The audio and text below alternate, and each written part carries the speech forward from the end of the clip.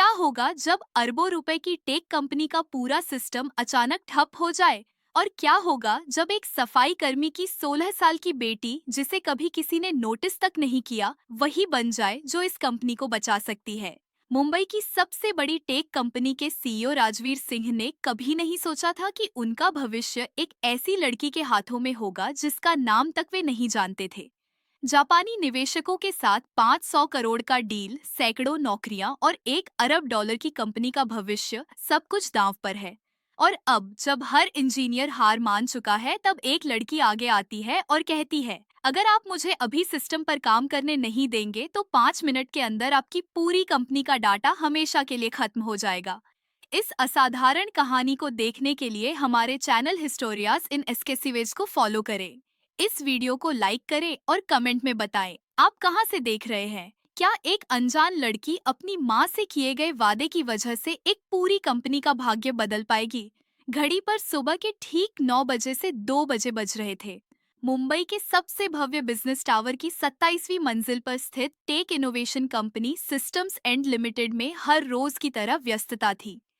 अचानक जैसे किसी अदृश्य शक्ति ने बटन दबाया हो, कंपनी के सभी कंप्यूटर स्क्रीन एक साथ जम गए। पहले एक स्क्रीन, फिर दूसरी और फिर पूरे फ्लोर पर हर मॉनिटर पर नीली स्क्रीन दिखाई देने लगी। सीईओ राजवीर सिंह अपने केबिन से तेजी से बाहर निकले। उनकी आंखों में एक अजीब सी चमक थी, कुछ डर, कुछ गुस्सा। उन्होंने अपनी घड़ी को देखा और फिर अपने सहायक को। यह कोई संयोग नहीं था कि आज ही उन्होंने जापानी निवेशकों के साथ 0,0 करोड़ के डील पर हस्ताक्षर करने थे। उनके माथे पर पसीने की बूंदें चमकने लगी। क्या हो रहा है यहाँ? उन्होंने चिल्लाते हुए पूछा, जिससे पूरा फ्लोर सन्न रह गया। तभी सुरक्षा सायरन बजने लगे, इतने तेज कि कानों में दर्द होने लगा। कर्मचारियों के मोबाइल फोन एक साथ बजने लगे, सभी पर एक ही संदेश, system crash alert, security bridge detected. Manoj, company का एक साधारण सफाई कर्मी जो पिछले 10 सालों से यहाँ काम कर रहा था, अपनी 16 साल की बेटी काव्या का हाथ पकड़कर बैक एंट्रेंस की ओर खींच रहा था। जल्दी चलो बेटा, हमें यहाँ से निकलना होगा। कोई हमें यहाँ देख लेगा तो नौकरी चली जाएगी। उसने अपनी बेटी से कहा, जिसे वह स्कूल से पहले अपने काम की जगह दिखाने लाया था। लेकिन काव्या ने अपने पिता के हाथ से अपना हाथ छुड़ा लिया। उसकी आंखें कॉरिडोर में भागते हुए इंजीनियरों पर टिकी थी, जिन्हें वह रोज चुपके से देखती थी। जब वे सिस्टम पर काम करते थे, वह अपने पिता के साथ कई बार इमारत में आई थी और हर बार तकनीकी बातें सुनने के लिए छिप जाती थी। एनक्रिप्टेड बैकअप फाइल्स भी करप्ट हो गई है, एक इंजीनियर चिल्लाया। मेन सर्वर रूम में कोई रिस्पांस नहीं मिल रहा, दूसरे ने कहा। काव्या के दिल की धड़कन तेज हो गई। उसने अपने होठों पर जीभ फेरी और धीरे से खुद से बुदबुदाई, ये कोई अटैक नहीं है कि एक लूप नेटवर्क कॉन्फ़िगरेशन की गलती है। उसकी आवाज कांप रही थी, जैसे वह कुछ ऐसा जानती हो जो और कोई नहीं जानता। चलो काव्या, हमें अभी जाना होगा। मनोज ने अपनी बेटी का हाथ फिर से पकड़ते हुए कहा। उसकी आंखों में डर साफ दिखाई दे रहा था। अगर किसी को पता चला कि उसने अपनी बेटी को यहाँ लाया है, तो उसकी 10 साल पुरानी नौकरी चली जाएगी, और यह नौकरी ही थी जिससे वह अपनी बेटी को पढ़ा पा रहा था, अपनी पत्नी की आखिरी इच्छा पूरी कर पा रहा था। लेकिन उस क्षण काव्या ने कुछ ऐसा किया जिसकी उसके पिता ने कभी कल्पना भी नहीं की थी। उसने अपने पिता का हाथ झटक दिया और भागकर सर्वर रूम की ओर चली गई, जहाँ हर कोई पैनिक में था। जब उसने सर्वर रूम का दरवाजा खोला तो वहाँ मौजूद हर व्यक्ति एक पल के लिए रुक गया। चश्मे पहने इंजीनियर, कड़क सूट में मैनेजर्स और खुद सीईओ राजवीर सिंह, सभी की नजरें इस छोटी सी लड़की पर जम गई। उनकी आंखों में आश्चर्य और तिरस्कार का मिश्रण था। ये सफाई कर्मी की बेटी यहाँ क्या कर रही है? सुपरवाइजर अरुण शर्मा ने चिल्लाया। उसका चेहरा गुस्से से लाल हो गया था। सिक्योरिटी, इसे बाहर निकालो। काव्या के पिता उसके पीछे दौड़ते हुए पहुंचे। उनके चेहरे पर शर्म और डर था। साहब, माफ कीजिए, मेरी बेटी है, मैं इसे अभी ले जाता हूँ, उन्होंने विनती करते हुए कहा। लेकिन इससे पहले कि कोई काव्या को बाहर निकाल पाता, उसने कुछ ऐसा कहा जिसने सभी को हिलाकर रख दिया। अगर आप मुझे अभी सिस्टम पर काम करने नहीं देंगे, काव्या ने कांपती आवाज में कहा। उसकी आंखें सीईओ पर टिकी थी। तो 5 मिनट के अंदर आपकी पूरी कंपनी का डाटा हमेशा के लिए खत्म हो जाएगा। सर्वर रूम में इतनी गहरी खामोशी छा गई कि दीवार पर लगी घड़ी की टिक टिक की आवाज भी साफ सुनाई दे रही थी। काव्या ने जो शब्द कहे थे वे हवा में गूंज रहे थे। 5 मिनट के अंदर आपकी पूरी कंपनी का डाटा हमेशा के लिए खत्म हो जाएगा। एक लड़की, वह भी एक सफाई कर्मी की बेटी, ऐसी बात कैसे कह सकती है? राजवीर सिंह ने अपनी जेब से रुमाल निकाला और माथे का पसीना पोंछा। उनकी आंखों में एक अजीब चमक थी जिसे कंपनी में कोई पहचान नहीं पाया। हाथ में पकड़ा हुआ उनका मोबाइल फोन लगातार कंपन कर रहा था। जापानी निवेशकों के लगातार कॉल्स आ रहे थे, लेकिन राजवीर सिंह ने फोन को नजरअंदाज किया और तेज कदमों से काव्या की ओर बढ़े, जैसे कि वह खुद इस कठिन परिस्थिति को संभालना चाहते थे। तुम कौन हो और तुम्हें कैसे पता कि यहाँ क्या हो रहा है? राजवीर ने काव्या के सामने खड़े होकर पूछा। उनकी आवाज में गुस्से के साथ साथ थोड़ी जिज्ञासा भी थी। मनोज आगे बढ़ा, उसकी आंखों में आंसू थे। साहब, यह मेरी बेटी काव्या है। मैं 10 सालों से यहाँ काम कर रहा हूँ। मुझे माफ कर दीजिए, मैं इसे अभी ले जाता हूँ। चुप रहो, राजवीर ने मनोज पर चिल्लाते हुए कहा। फिर उन्होंने फिर से काव्या की ओर देखा। इस बार उनकी आंखों में और भी ज्यादा क्रोध था। मैंने पूछा, तुम्हें कैसे पता कि यहाँ क्या हो रहा है? काव्या ने पीछे मुड़कर मॉनिटर्स को देखा। उसकी आंखें स्क्रीन पर नजर आ रहे कोड्स पर टिकी थी। उसकी उंगलियां हिल रही थी, जैसे वह अदृश्य कीबोर्ड पर टाइप कर रही हो। एक बुजुर्ग इंजीनियर विकास मेहता, जो पिछले 20 सालों से कंपनी में काम कर रहे थे, आगे आए। उनके चेहरे पर पसीने की बूंदें चमक रही थी और हाथ कांप रहे थे। सर, हमारे पास ज्यादा समय नहीं है, उन्होंने कहा। उनकी आवाज में उम्र और चिंता की थकान साफ झलक रही थी। अगर इस लड़की को कुछ पता है तो अभी वक्त है उसे सुनने का। राजवीर ने विकास को देखा, फिर काव्या को और फिर अपनी घड़ी को। जापानी निवेशकों के साथ मीटिंग शुरू होने में अब केवल 20 मिनट बचे थे, और अगर सिस्टम डाउन रहा तो 500 करोड़ का डील हाथ से निकल जाएगा। ठीक है, राजवीर ने अंत में कहा। उनके शब्दों में हार का स्वर था। तुम्हारे पास 2 मिनट है, दिखाओ क्या कर सकती हो तुम। सभी लोग काव्या को घूर रहे थे। कुछ आंखों में अविश्वास था, कुछ में तिरस्कार और कुछ में उम्मीद की एक छोटी सी किरण। उसके पिता मनोज ने अपनी बेटी को देखा। उनकी आंखों में डर और प्यार का मिश्रण था। काव्या, उन्होंने धीरे से कहा, लेकिन उनकी बेटी ने उन्हें सुना नहीं। काव्या ने गहरी सांस ली और धीरे धीरे मुख्य कंप्यूटर की ओर बढ़ी। उसके हाथ कांप रहे थे, लेकिन उसकी आंखों में एक अजीब दृढ़ता थी। जब वह कंप्यूटर के सामने बैठी तो उसने अपनी उंगलियों को कीबोर्ड पर रखा और कोड टाइप करना शुरू कर दिया। पूरे कमरे में कुछ भी सुनाई नहीं दे रहा था सिवाय कीबोर्ड की क्लिक क्लिक की आवाज के। इंजीनियर्स, मैनेजर्स और खुद सीईओ भी अविश्वास से देख रहे थे कि कैसे एक 16 साल की लड़की बिना किसी रुकावट के कोड लिख रही थी। विकास मेहता उसके पीछे खड़े थे। उनके चेहरे पर आश्चर्य का भाव था। अचानक काव्या ने टाइप करना बंद कर दिया। उसने स्क्रीन पर दिखाई दे रहे एक कोड सेक्शन को देखा और उसकी भौहें चिंता से सिकुड़ गई। कुछ ऐसा था जो सही नहीं लग रहा था। उसने दोबारा देखा और फिर स्क्रॉल करके पूरे कोड को चेक किया। ये उसने धीरे से कहा। उसकी आवाज इतनी धीमी थी कि सिर्फ उसके आसपास खड़े लोग ही सुन पाए। ये कोड समझ में नहीं आ रहा, क्या मतलब? विकास ने झुककर पूछा। काव्या ने अपनी उंगली स्क्रीन पर एक विशेष लाइन पर रखी। यह लाइन, यह कोई रैंडम एरर नहीं है। इसे किसी ने जानबूझकर यहाँ डाला है। उसकी आंखें संकुचित हो गई और उसने धीरे से कहा, यह सिस्टम अंदर से ही किसी ने सैबोटेज किया है। विकास की आंखें फैल गईं। वह सीधे खड़े हो गए और अपनी चश्मे को ठीक किया। क्या तुम्हें यकीन है? काव्या ने सिर हिलाया।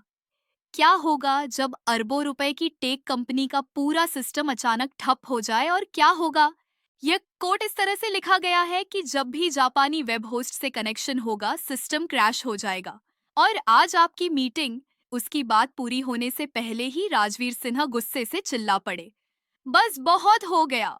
इस लड़की को यहाँ से निकालो अभी। पूरे कमरे में सन्नाटा छा गया। राजवीर का चेहरा लाल हो गया था। उनकी नसें उभर आई थी। तुम एक सफाई कर्मी की बेटी हो, तुम्हें कैसे पता होगा कि हमारा सिस्टम कैसे काम करता है? ये सब बकवास है। उन्होंने सिक्योरिटी गार्ड्स को इशारा किया। इसे और इसके पिता को बाहर निकालो। दो सुरक्षाकर्मी कमरे में घुसे और काव्या के दोनों बाजुओं को पकड़ लिया। वे उसे जबरदस्ती बाहर ले जाने लगे। मनोज ने अपनी बेटी को बचाने की कोशिश की, लेकिन एक गार्ड ने उसे भी पकड़ लिया। प्लीज सर, मेरी बात सुनिए। काव्या चिल्लाई, उसकी आंखों में आंसू थे।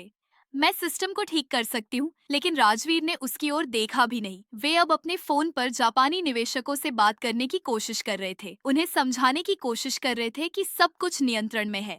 काव्या और उसके पिता को कॉरिडोर में ले जाया गया। मनोज अपने हाथों से अपना सिर पकड़े खड़ा था, उनकी आंखों से आंसू बह रहे थे। मैं इतने सालों से काम कर रहा था यहाँ, अब सब खत्म हो गया, वे फुसफुसे। काव्या ने अपने पिता की ओर देखा। उसकी आंखों में अपराध बोध था, लेकिन तभी उसने सर्वर रूम से आ रही आवाजें सुनी। इंजीनियर्स को समझ नहीं आ रहा था कि क्या करें। विकास मेहता की आवाज सुनाई दी, हमें सर्वर रिब्यूट करना होगा। काव्या की आंखें फैल गई। वह अचानक मुड़ी और गार्ड्स के हाथों से छूटने की कोशिश करने लगी। नहीं, सर्वर रिब्यूट मत करो। गार्ड ने उसे और मजबूती से पकड़ा। चुप रहो और चलो। लेकिन काव्या नहीं रुकी। वह पूरी ताकत से चिल्लाई। उसकी आवाज दर्द और निराशा से भरी थी, आंसुओं से भीगी हुई। अगर आप अभी सर्वर बंद करेंगे, तो जो डाटा अब तक बचा है वह भी हमेशा के लिए खत्म हो जाएगा। राजवीर सिन्हा ने काव्या की आखिरी चीख सुनी और अचानक रुक गए। उनके हाथ में जापानी निवेशकों से बात करते हुए फोन अभी भी था, लेकिन अब वह फोन कॉल की आवाजों को नहीं सुन रहे थे। उनके दिमाग में अभी सिर्फ एक ही शब्द गूंज रहे थे, डाटा हमेशा के लिए खत्म हो जाएगा। वे एक पल के लिए सोच में डूब गए, गुस्से और अहंकार के बीच फंसे हुए थे। एक तरफ एक सफाई कर्मी की बेटी थी जो दावा कर रही थी कि वह उनकी कंपनी बचा सकती है, और दूसरी तरफ उनका 20 साल का अनुभव और 1 अरब डॉलर की कंपनी का भविष्य। ठहरो! राजवीर की आवाज कॉरिडोर में गूंजी। उनकी आवाज में एक अजीब हिचकिचाहट थी, जैसे वे अपने आप पर भरोसा नहीं कर पा रहे थे। उन्होंने सिक्योरिटी गार्ड्स को इशारा किया कि वे काव्या को रोक लें। फिर उन्होंने विकास मेहता की ओर देखा, जो सर्वर रूम के दरवाजे पर खड़े थे। क्या यह संभव है? क्या यह लड़की सही हो सकती है? विकास के चेहरे पर चिंता की लकीरें गहरी हो गई। उन्होंने अपने चश्मे को ठीक किया और धीरे से सिर हिलाया। सर, मैं नहीं जानता कि यह लड़की कौन है या इसे कैसे पता है, लेकिन अगर हम सर्वर रिब्यूट करते हैं और वह सही निकली तो उन्होंने अपनी बात अधूरी छोड़ दी, लेकिन उनके चेहरे पर डर साफ दिखाई दे रहा था। राजवीर ने गहरी सांस ली और मोबाइल फोन को जेब में रखा। 5 मिनट, उन्होंने कहा। उनकी आवाज में अभी भी अनिश्चितता थी। 5 मिनट के लिए सभी ऑन ऑपरेशन रोक दो। देखते हैं कि यह लड़की क्या कर सकती है। काव्या और उसके पिता मनोज को कॉरिडोर में बैठने के लिए कहा गया, जबकि भीतर इंजीनियरिंग टीम अब भी पैनिक में थी। कमरे के बंद दरवाजों के पीछे से चिल्लाने की आवाजें, कीबोर्ड की तेज टाइपिंग और निराशा भरे निश्वास सुनाई दे रहे थे। मनोज ने अपनी बेटी के कंधे पर हाथ रखा और धीरे से पूछा, तुम्हें कैसे पता चला कि वहां क्या हो रहा है? काव्या ने अपने पिता की ओर देखा। उसकी आंखों में अपराध बोध और उत्साह का अजीब मिश्रण था। पापा, मैं कई महीनों से छिपकर सिस्टम्स देख रही थी। जब आप रात में सफाई करते थे, तब मैं खाली ऑफिस में इंजीनियरों के कंप्यूटर पर छिपकर देखती थी कि वे क्या करते हैं। मनोज के चेहरे पर हैरानी और डर का भाव आया। काव्या, अगर किसी को पता चल जाता तो मेरी नौकरी मुझे पता है पापा। काव्या ने अपने पिता के हाथ को पकड़ते हुए कहा। लेकिन मम्मी ने मुझसे वादा कराया था कि मैं कंप्यूटर सीखूंगी और हमारे पास पैसे नहीं थे कि मैं कोई कोर्स कर सकूं। उसकी बात पूरी होने से पहले ही सर्वर रूम का दरवाजा फटाक से खुला। एक युवा इंजीनियर बाहर भागा। उसका चेहरा पसीने से भीगा हुआ था। सर, उसने राजवीर से कहा, जो कॉरिडोर के दूसरे छोर पर खड़े थे। आंतरिक सुरक्षा प्रणाली भी खराब हो गई है। राजवीर के चेहरे का रंग उड़ गया। क्या मतलब? सुरक्षा कैमरे, स्वचालित दरवाजे, लिफ्ट सिस्टम, सब कुछ गड़बड़ हो गया है, इंजीनियर ने कहा। उसकी आवाज कांप रही थी। ऊपरी मंजिलों पर कई कर्मचारी फंस गए हैं और हम उनसे संपर्क नहीं कर पा रहे हैं। तभी बिल्डिंग की इमरजेंसी अलार्म सिस्टम और भी तेजी से बजने लगी। कोई अनुमान लगा सकता था कि आपातकालीन निकास के दरवाजे भी अब काम नहीं कर रहे होंगे। दूरी पर कर्मचारियों के चिल्लाने की आवाजें सुनाई दे रही थी। विकास मेहता भी कमरे से बाहर आए और सीधे राजवीर के पास गए। उनके चेहरे पर एक ऐसा भाव था जो राजवीर ने 20 सालों में कभी नहीं देखा था, पूरी तरह से हार मान लेने का भाव। सर, विकास ने धीमी आवाज में कहा। उनकी आवाज कांप रही थी। वह लड़की, वह सही थी। कमरे में मौजूद हर व्यक्ति के बीच तनाव चरम पर पहुंच गया। कर्मचारियों ने एक दूसरे को देखा। काव्या की आंखें आंसुओं से भर गईं। उसने समझ लिया था कि यह कोई आकस्मिक घटना नहीं थी। यह एक सुनियोजित साजिश थी।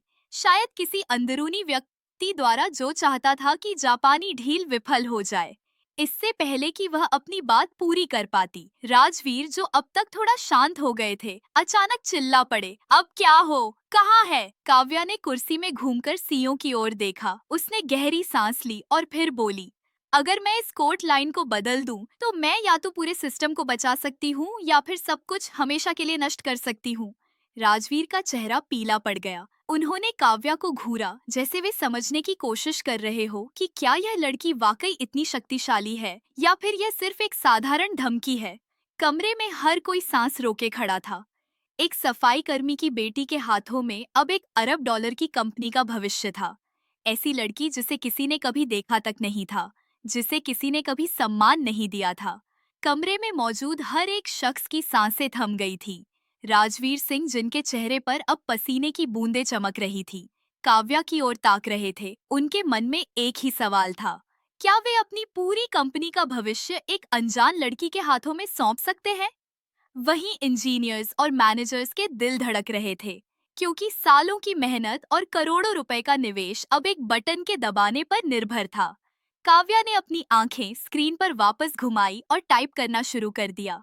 उसकी उंगलियां कीबोर्ड पर नृत्य कर रही थी, लेकिन किसी ने देखा कि वह बीच बीच में रुककर अपनी गर्दन के पीछे छिपे एक पेंडेंट को छू लेती थी। एक सोने का लॉकेट जिसमें उसकी माँ की तस्वीर थी। हर बार जब वह लॉकेट को छूती, उसकी आंखें एक पल के लिए बंद हो जाती, जैसे वह किसी से बात कर रही हो, किसी ऐसे व्यक्ति से जो अब इस दुनिया में नहीं था। एक अजीब अनुष्ठान जो सभी के लिए एक रहस्य था, लेकिन उसके पिता मनोज के लिए यह दिल तोड़ने वाला था, जबकि अधिकांश एग्जीक्यूटिव्स सांस रोके खड़े थे। काव्या ने एक ऐसा समाधान निकालना शुरू कर दिया जिसकी कल्पना भी वहां मौजूद किसी व्यक्ति ने नहीं की होगी। वह कोर्ट की ऐसी लाइनें लिख रही थी जो उस विशेष हमले को निष्क्रिय कर सकती थी। एक ऐसा समाधान जो किसी अनुभवी प्रोग्रामर के लिए भी चुनौतीपूर्ण होता। जैसे जैसे वह टाइप करती गई, उसके दिमाग में अतीत की यादें उभरने लगी।